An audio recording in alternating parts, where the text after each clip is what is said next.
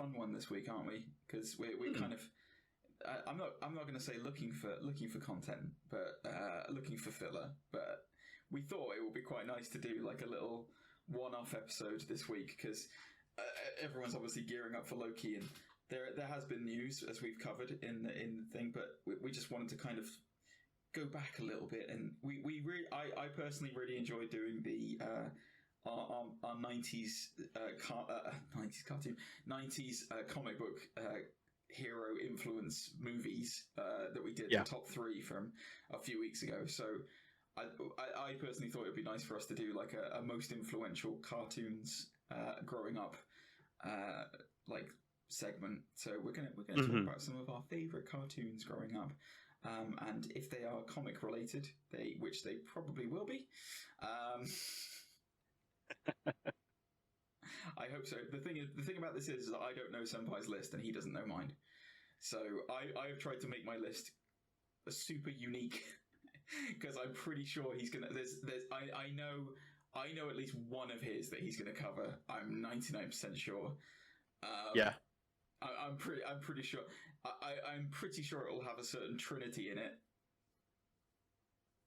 Not as in Trinity from the Matrix. I mean Trinity as in, Superman, Batman, and Wonder Woman. I'm pretty sure that'll be one of them. Wow. But okay, interesting. Is it not? It's not on my list. You didn't pick Justice League Unlimited? No. Dude, I would have thought you've commented so many times about how much you love, like how that's like John Stewart Green Lantern is your man, and you first knew him in Justice League Unlimited. I thought for sure you would pick that. Don't get me wrong, it's up there, but when we said we had 3 to choose from. Oh man, I should have expanded the list. I should have gone to 5. All right. Well, let's get. If only we had. I wish we had some kind of like theme tune or so. If anyone wants to create a theme tune for us to put on the show, like we've got like a nice little intro that Senpai came up with. But if anyone wants to do any custom stuff for us, then go for it. Send it in at nerds.undisputed@gmail.com. But okay, all right. Let's. So, would you like to begin, Senpai? Yeah, sure. So at the start of 1994. There was a little show called Reboot. Wow! Oh my god, I forgot about Reboot! Now, there is an argument to be said if it is an actual cartoon. It's technically animated, isn't it? I don't know whether it is. Yeah, it's completely animated, but in a sort of CGI. It was a new complete style compared to standard 2D hand drawings. This was completely 3D. It ran from 1994 to 2001. The series originally was produced. Yeah, it was produced in Canada, but it's all designed about video games. So basically, the idea is that. How do I explain this? There's all components of a computer, and those components are characters. And one of the sort of themes is that when the player plays a game, all those components jump into the game, and they help the player, and their city survives if they win the game as well. It's the idea is that if you were to live inside a computer, if you were to live on like a motherboard. Imagine all the little electrons and stuff moving around on the motherboard. Like that's the Reboot characters. Although they don't look like electrons, they look like people, just weird coloured people. And then when new programs are installed onto the system, there's a chance that it could either overwrite and wipe out parts of the old system, or it can be fine and keep the same stuff on there. I think is the idea behind it. I love Reboot. When I was growing up, I completely forgot about Reboot. You shocked me. Completely went under my radar. Like, it's such a great show. Such a great show. What's your favourite season of that? It's a toss-up between the sort of... I can't remember how many seasons there were of it, but there was... The standard sort of premise where it's Bob. Oh, it was 4 seasons. So there was Bob and protecting, the grid. And the grid, yeah. But then there's also the series where, spoilers, Enzo grows up and becomes Matrix. Yeah, that's the series. That's the one I was going to say. Yep, that is the one. It's amazing. So basically, I apologize. No, I'm going to let you talk. I'm sorry. I'm just cutting you off. I apologize, Senpai. I'm sorry. You talk.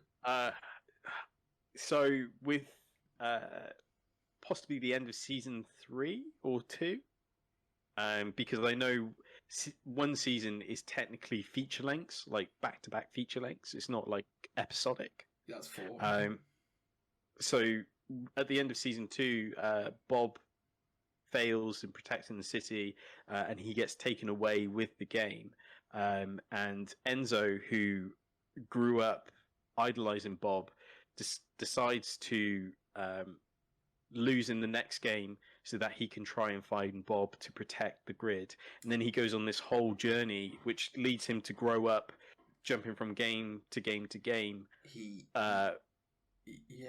so weird because it's like it's odd that basically you're kind of a little bit off, like, but he doesn't deliberately lose. Enzo doesn't deliberately lose. He loses because he's not experienced enough. And it's like one of those shock endings of like, so there's viruses in Reboot. So there's living viruses in the computer systems. One's called hexadecimal and the other one's called Megabyte. And Megabyte's the big bad, played by a very famous actor who I can't remember the name of, who died in the last couple of years. But he's got a very distinctive voice. It's going to drive me nuts. But yeah, like that whole basically once he dies, once you get taken away in the cube, you don't really know what happens, but the whole thing's connected to the World Wide Web. It's in the early stages of the internet, so all the computer references sound hilarious because it's just like, we're going to install over 1 meg of memory.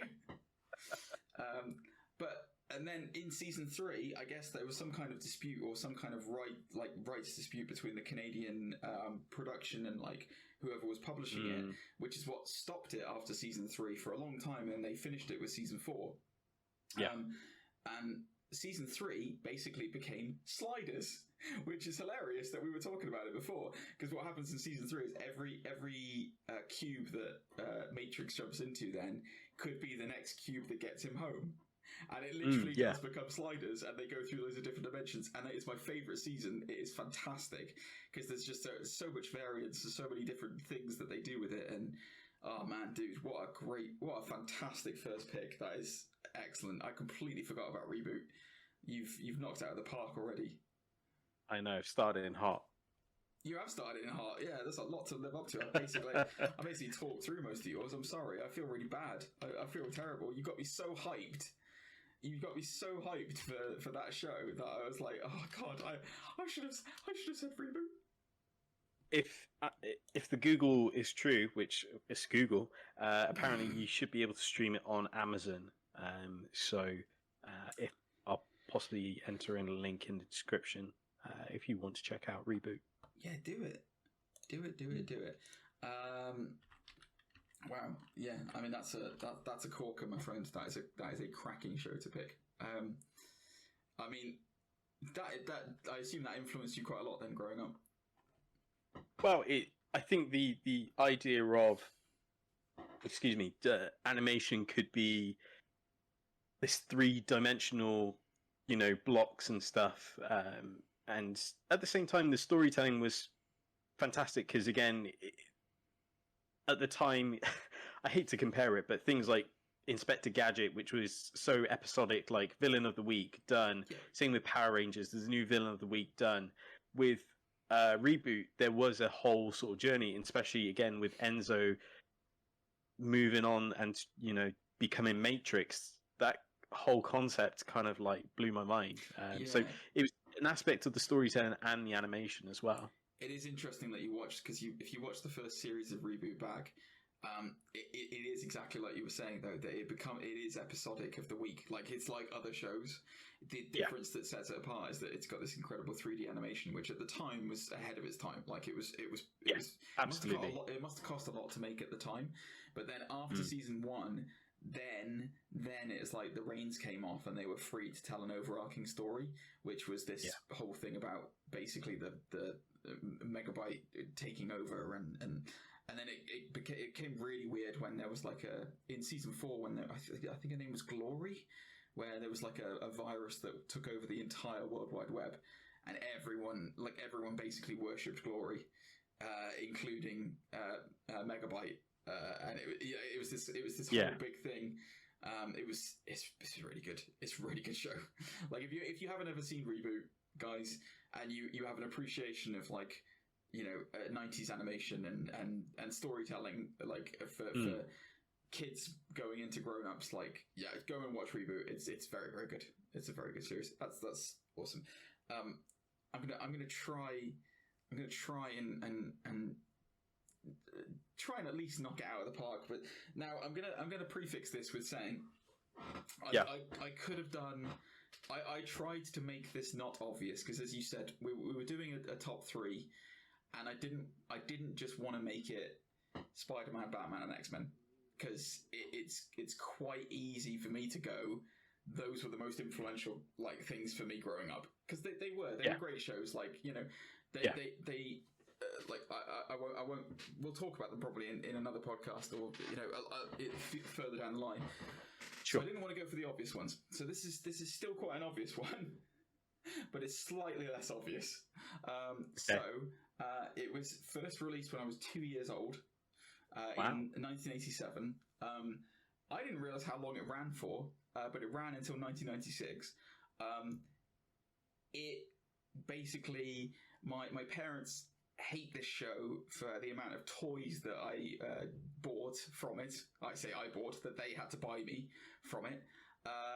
It's about 4 cool dudes and their sensei who live in a sewer and eat pizza. It's Teenage Mutant Ninja Turtles. Amazing. Amazing. Growing up for me, this was one of my favourite shows. It actually is responsible for my love of pizza to this day, because all I wanted to do when I was younger was eat pizza like Michelangelo.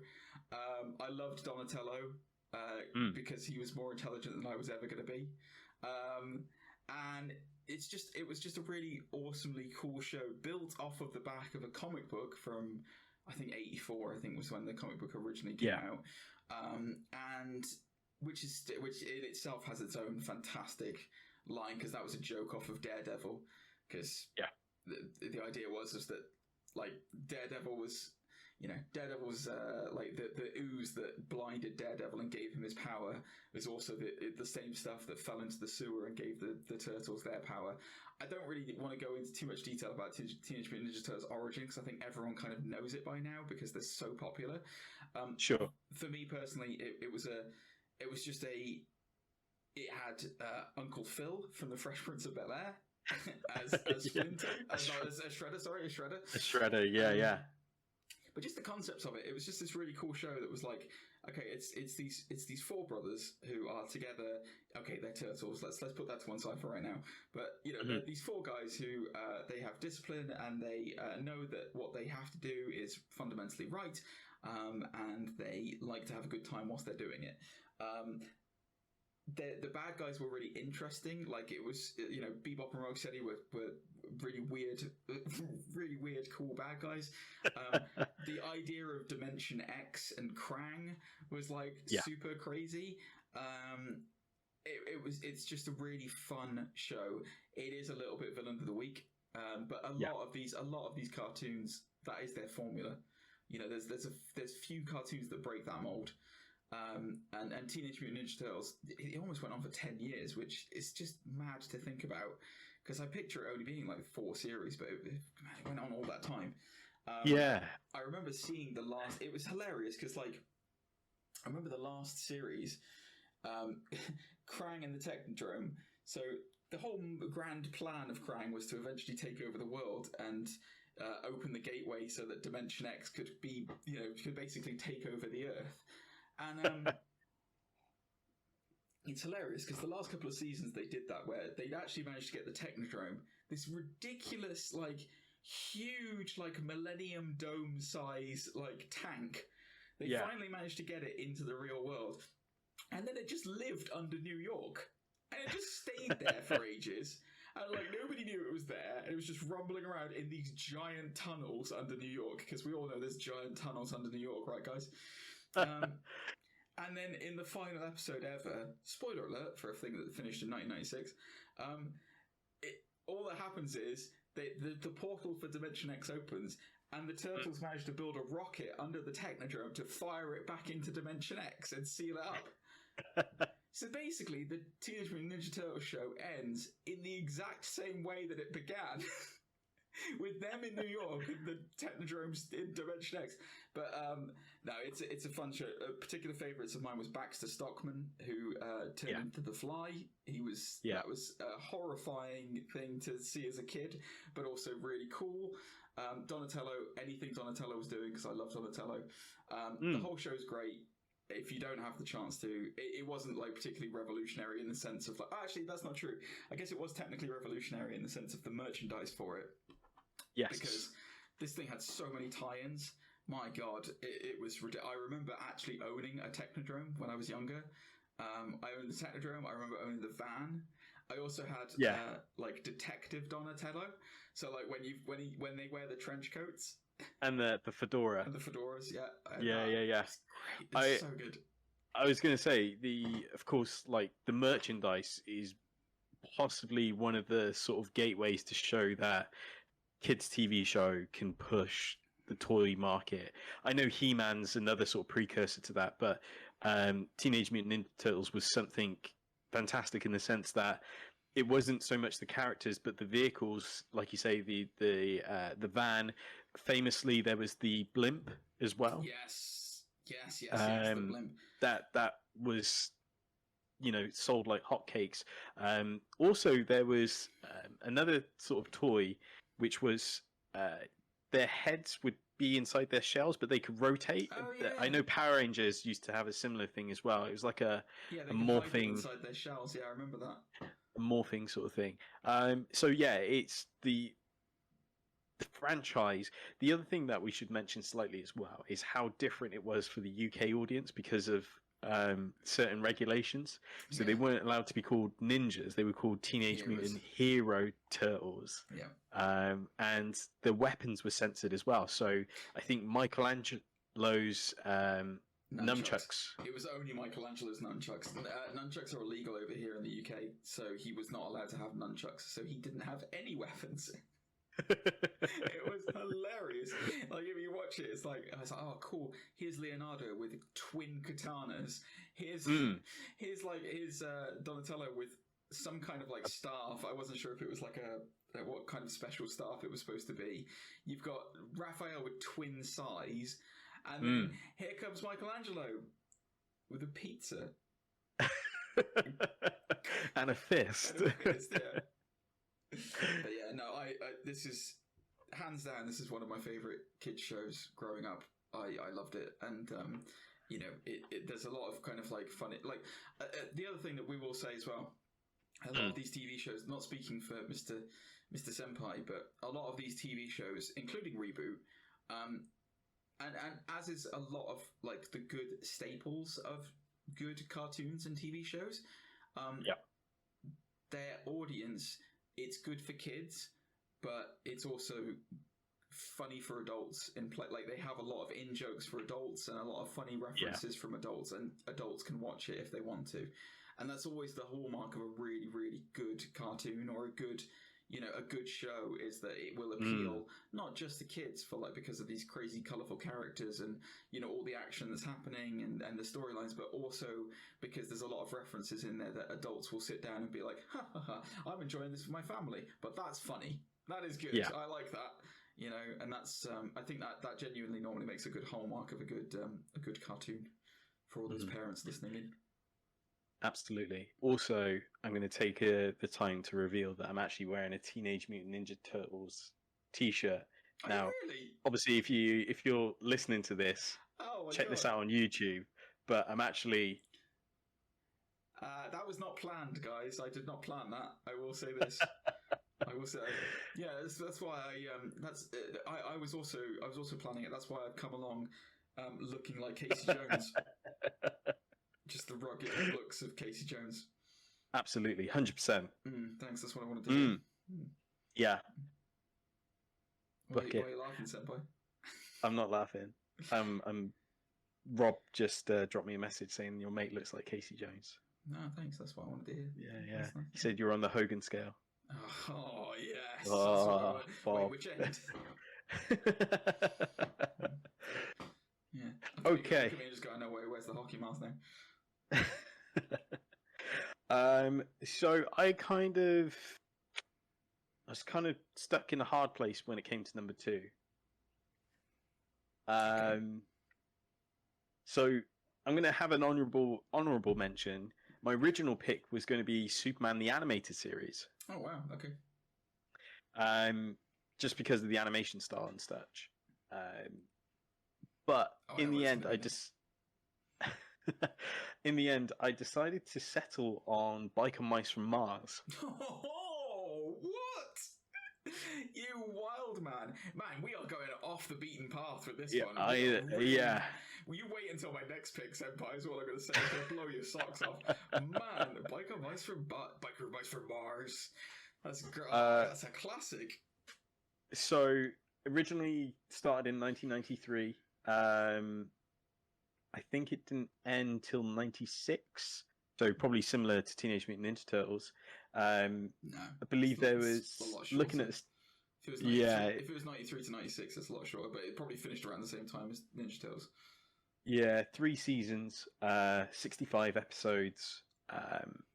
But yeah, it was, I guess for me, it was, the reason why it was influential is because it was so edgy. Now, I know that's probably kind of like a tropey thing to say this day and age, but it, again, kind of going off what we'd seen before, everything was all happy and cheery and, again, Care Bears and stuff like that. But when it came to Biker Mice from Mars, we had, like, these rugged, like, ear-piercing, like... bodybuilders.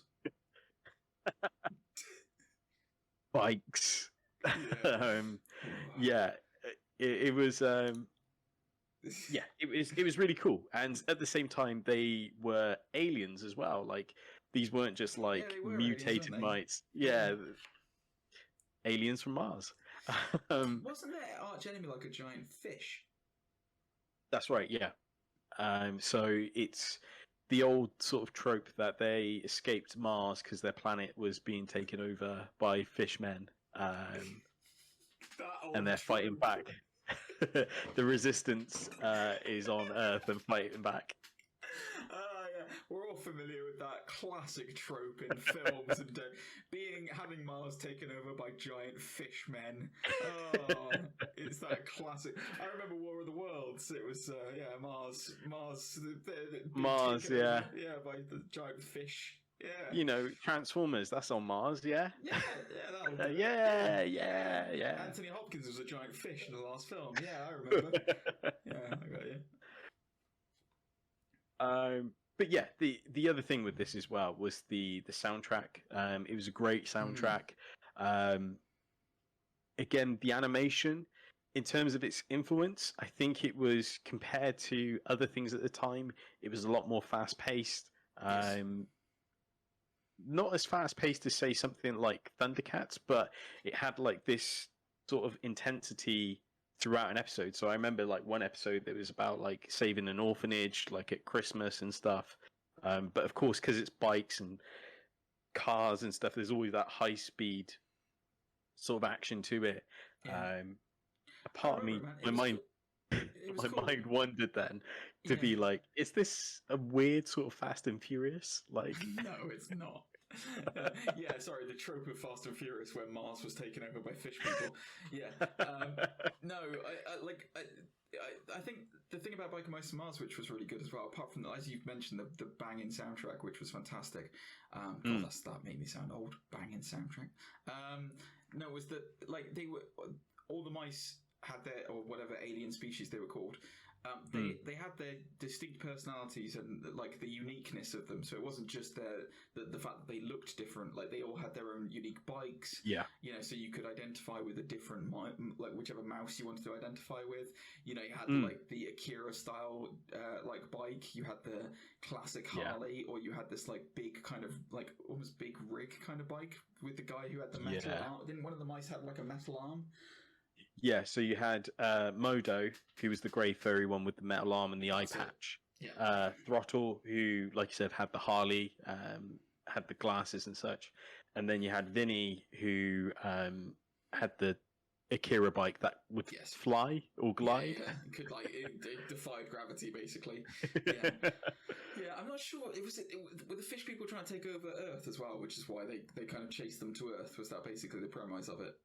I think so. Yeah, okay. It's because it was like a weird dystopian Detroit kind of thing as well.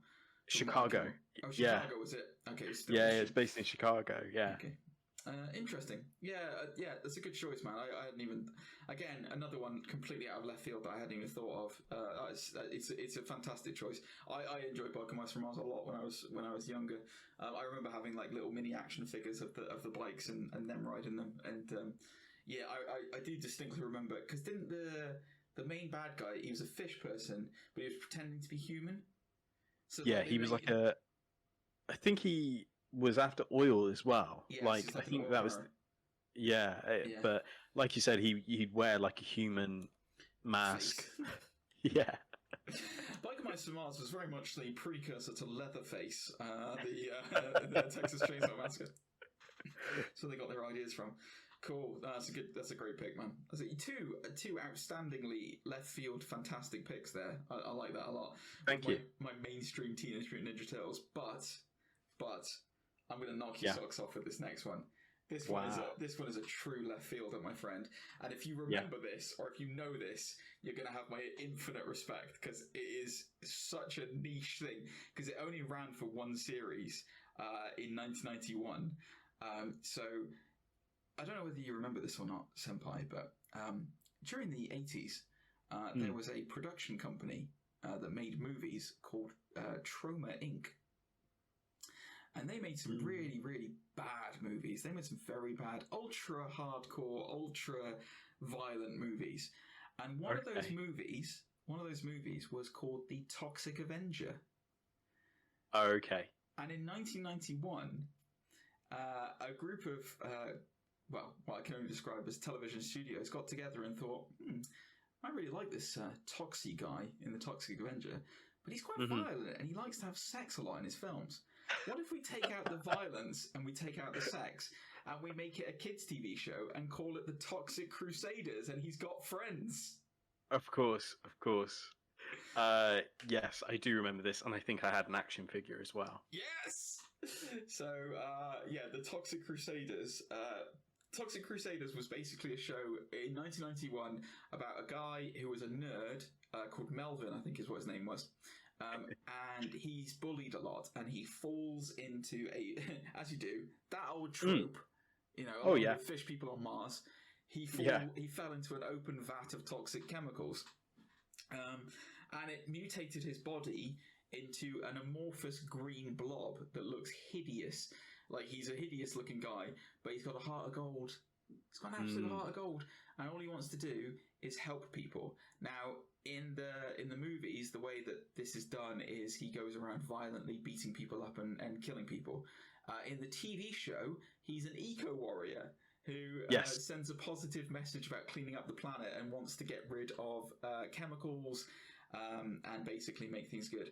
Now, in the TV show, it varies from the film because he's basically accompanied by a group of other like-mutated villains. Heroes. Like-mutated heroes. So I'm trying to think of what their names were now. I'm gonna have to look it up. So there was No Zone. That was it. So No Zone had a giant nose. Yes. And he would basically sneeze on people. There was Major Disaster. He was a military guy who then could control plants after he was mutated. There was Junkyard, who was basically a dog. It was just a giant dog. That's effectively what it was. And then my favourite one of all of them was a character called Headbanger, which was a fusion of two bodies, Dr. Bender and Fender. Wow. And they were fused into one being. And basically, the show only ran for one season. They had these bad guys. So there were these basically pollutant bad guys. I think it's called Dr. Killermoth was the main bad guy. We never really identified. I think in the TV show, I think similar to Biker Mice from Mars, they were aliens. I think in the film, I think Dr. Killermoth was the devil. I think he was the devil in disguise in the films.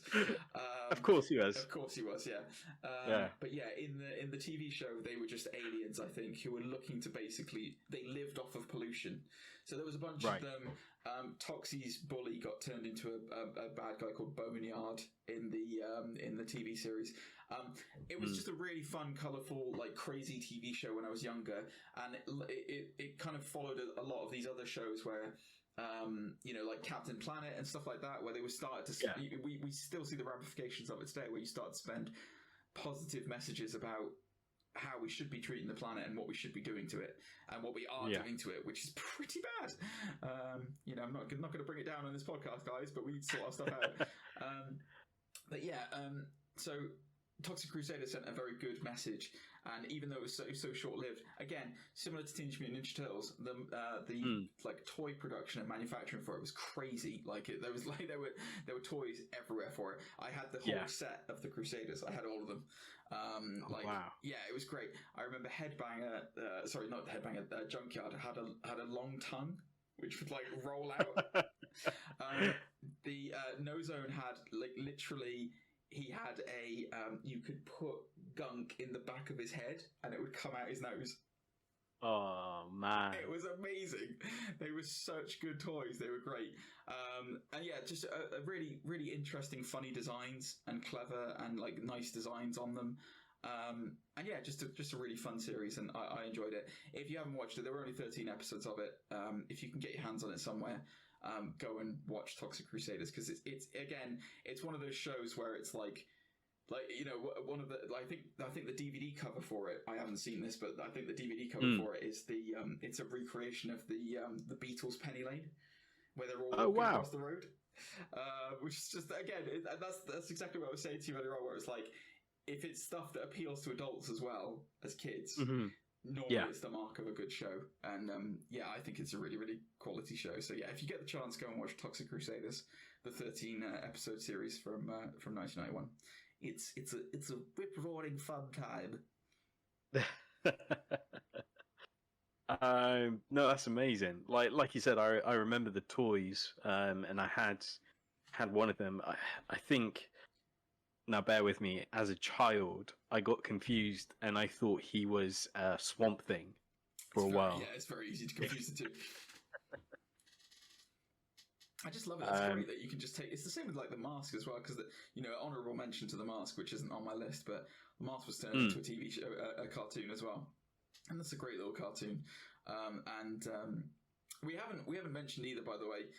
I'm trying to think of the names of them, but like the voice acting in all of these series that we've mentioned are superb, and a lot of those voice actors, I think Billy West's in a few of the series that we talked about, but they don't get enough shout outs that they should. I think Roger Bumpass was was Toxie, and he hasn't done a lot since, but like, man, it was like those voices are like voices of generations that you hear when you grow up, and you're like, oh my god, it's like Phil Lamar is from Futurama, and a bunch of Futurama's another one that should go on the list. God, this could have been a lot longer. Phil Lamar or Maurice LaMarche. Maurice LaMarche is like the voice of a generation, the voice of Brain from Pinky and the Brain. Like, it's stuff like that. If if somebody says to you Pinky and the Brain, like, you instantly think of Maurice LaMarche's voice, and it's just so iconic. So. These guys, they deserve a lot more credit than they get sometimes, and I personally don't like it when animation gets taken over by big famous actors, because I think that it takes away from the real people. Like who else is Batman? No, I hear what you're saying. It's you're right. Some of these voice actors are the voice of a generation in those regards. So yeah, it's definitely definitely something. In terms of my last pick, now I was going to go with something obvious like Avatar, just again because of the animation and again kind of pushing the boundary on Western storytelling animation. You love that show. Yeah, fantastic show. But again, I wanted to kind of go off the beaten path a little bit, and in the end, I decided to settle on Bucky O'Hare. Oh, wow, man, that is itching at the very edge of my memory, my friend. Jesus, that is crazy. Tell you why, because this started in 1991 and somehow ended in 1992, but it was only one series for 13 episodes. But it's exactly the same as Toxic Crusaders. Yeah, it's exactly the same. Started in 91, finished in 92, 13 episodes. I think with Bucky O'Hare and why it's so influential is now you could say I'm trying to draw blood out of a stone, but I really think like the whole idea of all these different animals working together to stop the force that is Complex and the Toad War and such. I think it was like a really sort of positive message, like no matter what you look like. So you had like Deadeye the duck who had 4 arms but an eye patch, and Jenny the cat, they all worked together, and then you had Willy the human. Yeah.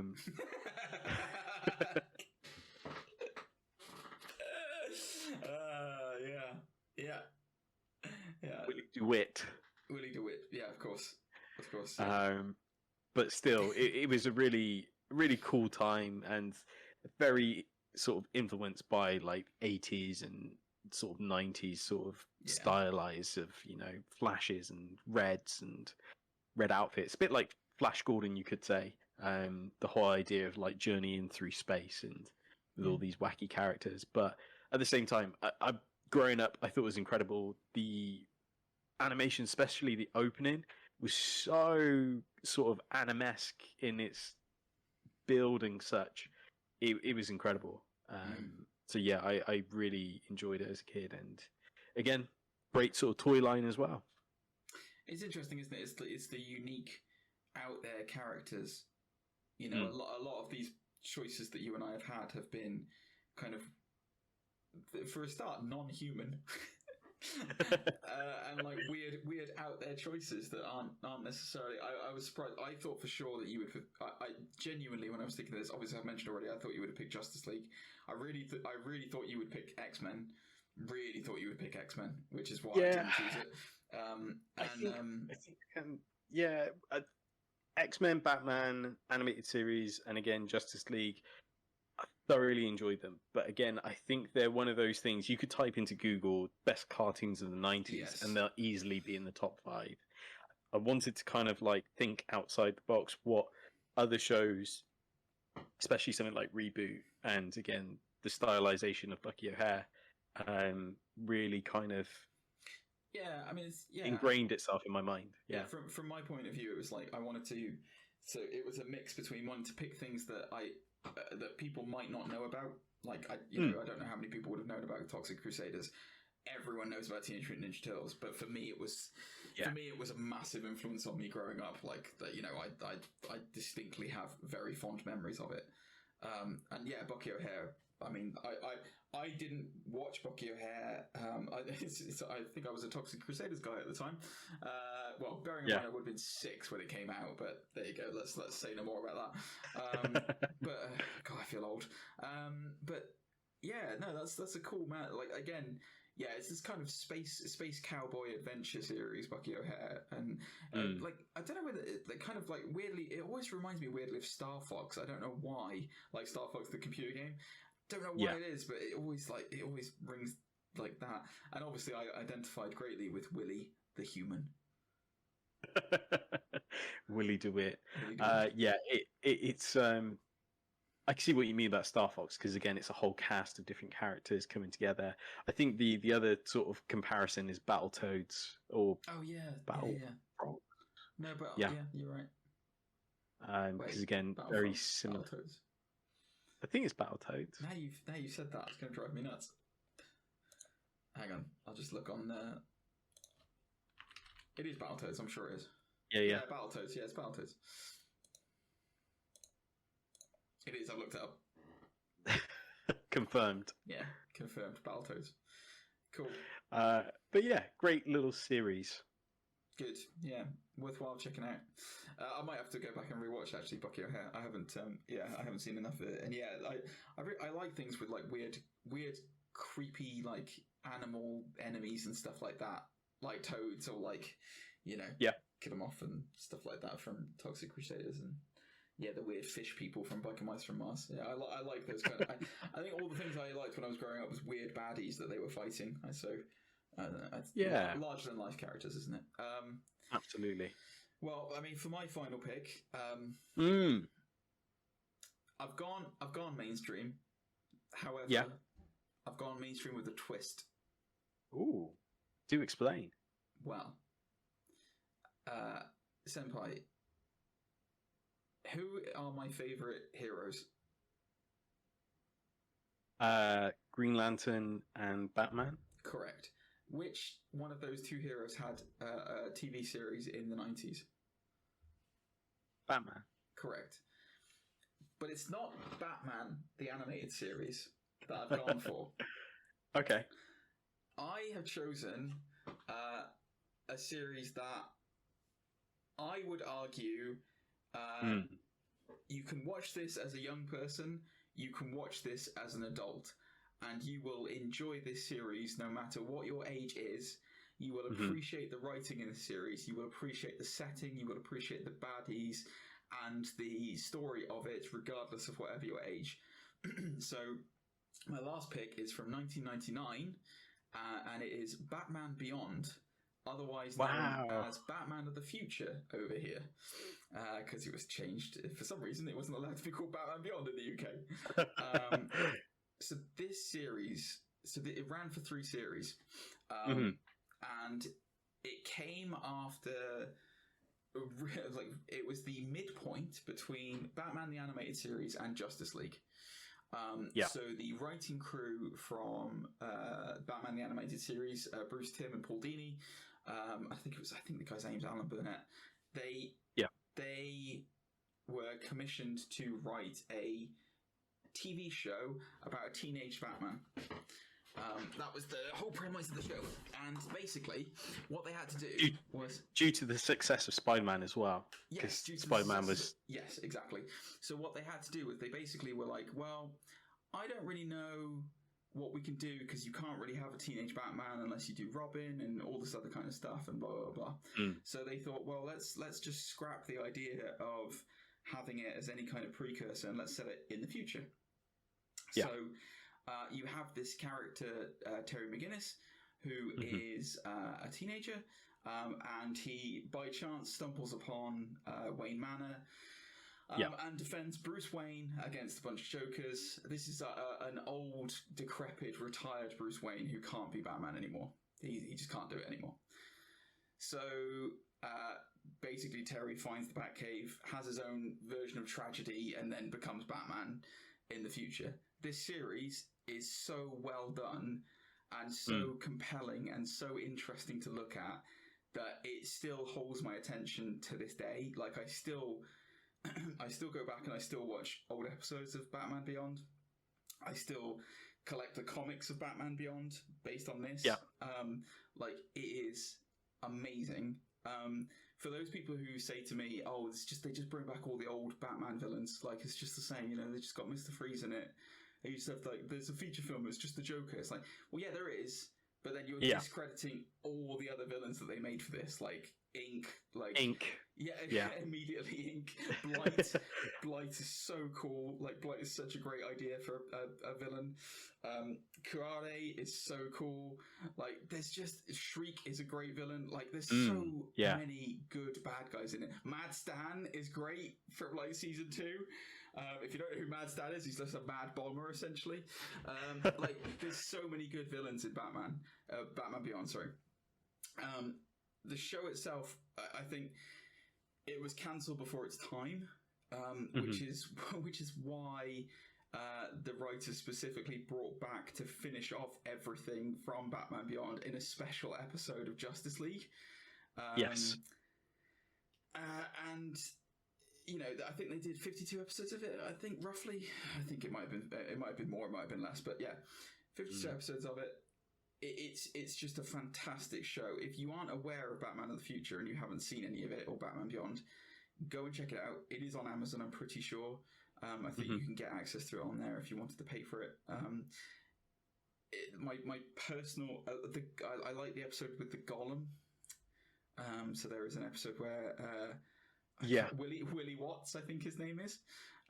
It turns out this kid can. He basically has an accident and then can control this giant demolition golem. Yes. Which can. Yeah. It's designed to wreck buildings, basically. But everything about it is just so cool. Like, everything about the thing is that, like, the suit is amazing. So basically, Terry McGinnis is not he's not Bruce Wayne, so he can't he's not the peak of human perfection. So the way they get around that is they say, well, it's the future, so he can have a suit that can do a load of stuff and augment his strength. So he becomes not super strong, but he's strong. He's also got stealth capabilities so that he can sneak up on people. He can fly. He's got rockets in his boots and special wings. Like, the suit itself, aesthetically speaking, is super cool as well because it's just this black sleekness with the red symbol in the middle.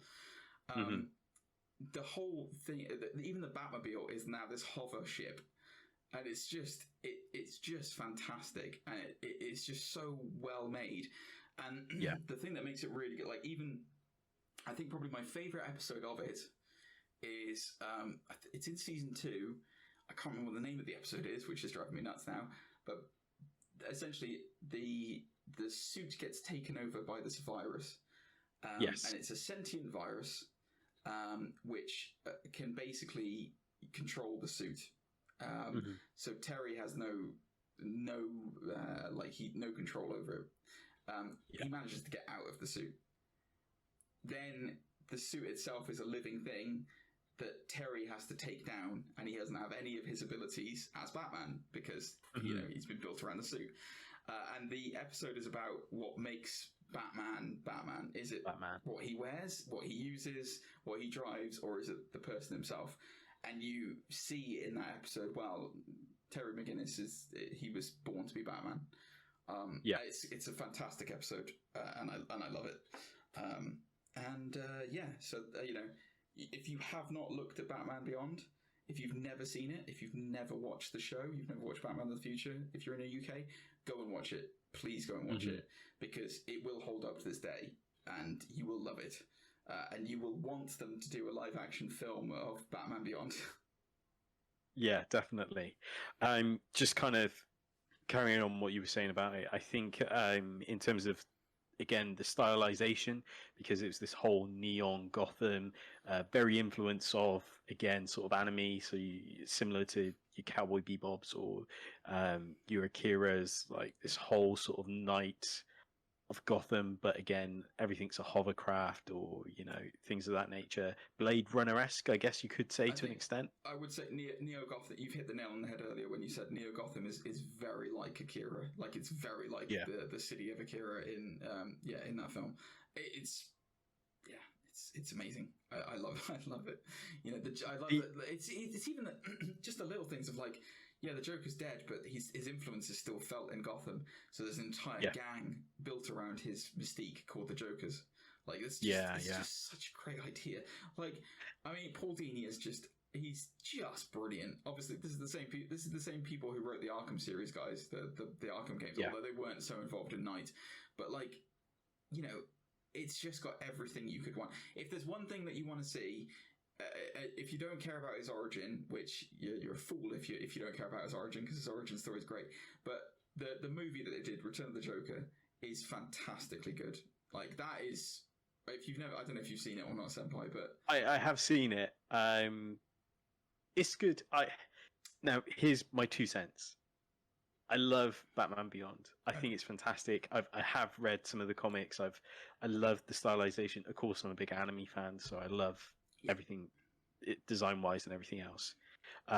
Story wise, I really like the first season where they kind of go with someone trying to take over Wayne Tech, and they try to like get Bruce off the board because he's too old and too senile, sort of thing. Wayne Powers, but yeah. Wayne Powers, sorry. But still, I really like some of the story aspects, and there's that really great episode where Bane is this withered old man because of the abuse of Venom over the years has taken its toll. But kids at school were taking it to get, you know, the edge in sports and stuff. Yes. So it's really great stories. My only gripe with it is the handling of the Bat family. Like, there's some things I really like in the comics it exposed that Grayson and Batman went on a job once, and Batman held up his cape because they were firing bullets, but it blocked Dick's vision, so it meant that he got showered by bullets and ended up in hospital and stuff. Didn't he lose an eye from that? I think he loses an eye, doesn't he? Yeah, he loses an eye as well.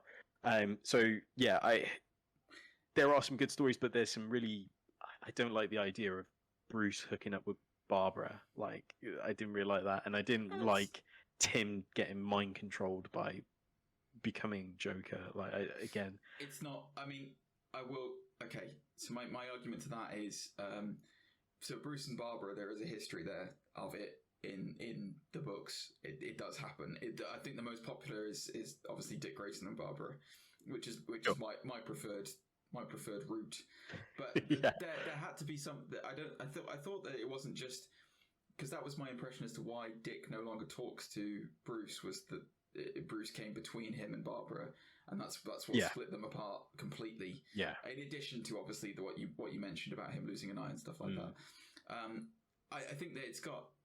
I don't necessarily 100% agree with you on the way that, because it's an interesting that dynamic has to be there to make you question why Terry is doing what he's doing, because he can see the end result of what it takes. I get it. Like, Bruce. I like the idea that Bruce eventually was the one who destroyed the Bat family inadvertently. They're not all Rex. They're not like all. I mean, like Barbara Gordon is commissioner of Gotham. Like Tim Drake. They move on. Tim Drake is an incredible technology expert who can like basically create anything. And the reason, I don't know, because he's more of a worker. Like, he just goes out in the fields and fixes satellites. No, that's all we see in that's all we see in the bloody show, isn't it? I mean, that doesn't mean, like, honestly, Senpai, stop! What are you doing, poo-pooing all over Batman? What's wrong with you? I'm not poo-pooing over it. I'm just saying, the only thing I didn't like. You said that in the most patronising way possible. No, I didn't. No, I did not. I will agree with you that the premise for how the Joker returns is quite flimsy, in the sense of, like, he's had a microchip in him that is slowly taking over. Which I was like, well, has Tim Drake never just accidentally caught his finger on a socket or something and electrocuted himself? Because that thing will fry right away if that's the case. Has he never, like, had a shower and got it wet? That's, Tim Drake really stink, like, 50 years later. But yeah, look, I mean, let's not, go, like, there were a lot of really, really awesome things. Like, again, you've mentioned Bane being the withered old man and stuff like that. Yeah. There's some really horrific stuff in it as well. There's dark. There's an episode where they kind of handle drug taking episodes in a different light. So there's an episode that obviously that Senpai mentioned about Bane's formula going to sports people. There's also an episode where they do body modification, and they do these things called splicing, where they splice their genetics with animals so that they make you look different. Although why you'd ever want to look like a bull is beyond me, but there you go. But the ending of that is horrible, because basically, like, Batman, he finds the person who is producing this horrible stuff, and then he, like, super injects him with, like, 1 million of the different things, and it turns him into this giant blob monster. It's really horrible. But no, it is fantastic. I from a looking back at the past episode, apart from Batman, apart from Return of the Joker, which I like. The Mr. Freeze episode really, really is impressive. Like, it's so. I don't want to talk too much about it because it's going to ruin if you actually watch the show. Well, we could always do a review about it. We could go away, rewatch it, and then come back. One day we'll come back and do a review of it. Sure, we can do that. I'm not sure how. I'm not sure how I feel about the revelation that is revealed in Justice League, which I will reveal in a future episode. I'm not sure how I feel about that. But that aside, it's a cracking show, and you definitely need to go watch it. But thank you so much for the comments. We really appreciate it, and the star ratings. If you want to shout out on future episodes, then please leave a star rating as well as a comment, and we'll happily give you a shout out on the episodes. Unless we start getting like 500 comments an episode, and then it's going to be ridiculous, guys. So yeah, please, by all means, give us the feedback. We want to hear it. We want to hear it. Just give us a rating on the app as well. It's fantastic. Thank you so much. Where can they find you, Senpai? Oh, you can find me on Twitter and Instagram, both at senpai_Zane. Links will be in the description down below. GG, how can they find you? Oh, well, I'm so glad you asked. They can get to me at twitch.tv/gentlemangamer30. I am going to be streaming something new this week, which I will be honest with you, I don't know what I'm actually going to play there. I have no idea. I think I'm going to play Mafia. I think I'm going to do Mafia 3 because it's been on my list for a long time of things to do. And I kind of want to do a GTA-esque and talk like a gangster on stream. So that's what I'll be doing. You can also get in touch with us at nerds.undisputed@gmail.com. If you want to send us anything, I'm still waiting to this day for you to send through the fanfics of Senpai and Batfleck. Please, guys, if you've listened this far through, you're obviously dedicated listeners to us. There's got to be some talented artists out there. Please send them through. Just send us any questions, any comments, anything you want to say about the show. Send them either on the usual platforms or on Gmail. Like I said at the top of the podcast as well, just spread the word. If you know anyone, if you know a friend or a family member who likes listening to podcasts, just ask them to give us a little download and listen. It'll help us out immensely. Absolutely. Let's not forget, for those that are watching on YouTube as well, don't be scared to drop a comment. Also, like, share, and subscribe, and hit the notification bell so you know every time new episodes go live, which is every Monday, by the way. If you didn't know, you know now. Every Monday you will find new episodes of Undisputed Nerds. Not forgetting the Otaku podcast. So if you're into anime and manga, you'll find me and my other co-host, Mr. Susu Day, which our episodes drop every other Friday. But again, subscribe if you want to catch up on those episodes as well. Wow, look at him. He's already trying to break away from me talking about his other podcast. It makes me sick. All right. It's been a long one tonight, Senpai. It has been a session. It has. Yeah, we've done a proud. Thank you to everyone who's still listening, and we will see you next week for a Loki review. Catch you signing off, and catch you next week. Bye, everyone. Have a good week.